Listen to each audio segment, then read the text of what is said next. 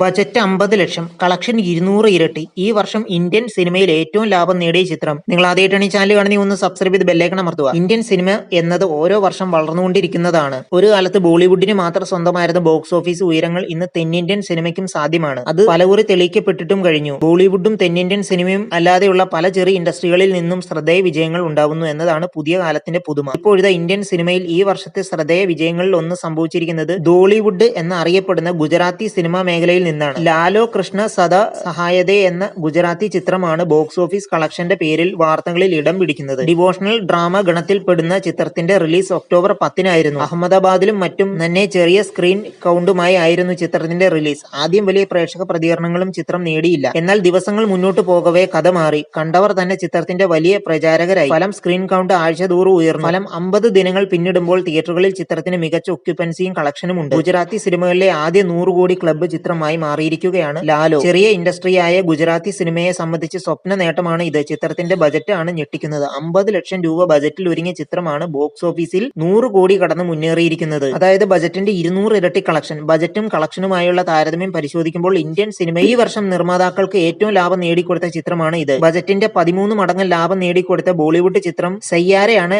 Lalo മറികടന്നിരിക്കുന്നത്. Kantara chapter 1, ചാവ, Mahavatar, Narasimha, ലോക എന്നീ ചിത്രങ്ങളെ എല്ലാം ഈ ലിസ്റ്റിൽ മറികടന്നിട്ടുണ്ട് ഗുജറാത്തി ചിത്രം. കൊയ്മോയുടെ കണക്ക് പ്രകാരം ചിത്രം ഇന്ത്യയിൽ നിന്ന് നേടിയിരിക്കുന്ന ഗ്രോസ് 96.34 കോടിയാണ്. വിദേശത്ത് നിന്ന് 5.9 കോടിയും. അങ്ങനെ ആകെ 102.24 കോടി. ഇന്ത്യയിൽ നിന്ന് മാത്രം 100 കോടി ക്ലബിലേക്ക് ചിത്രം ഉടൻ എത്തും. തിയേറ്ററുകളിൽ ഇപ്പോൾ മികച്ച ഒക്യുപ്പൻസി ഉള്ളതിനാൽ ഫൈനൽ ഗ്രോസ് പ്രവചിക്കാനാവില്ലെന്നാണ് ട്രാക്കർമാർ പറയുന്നത്. നിങ്ങൾ ആദ്യമായിട്ടാണ് ഈ ചാനൽ കാണുന്നത് ഒന്ന് സബ്സ്ക്രൈബ് ചെയ്ത് ബെല്ലൈക്കൺ അമർത്തൂ.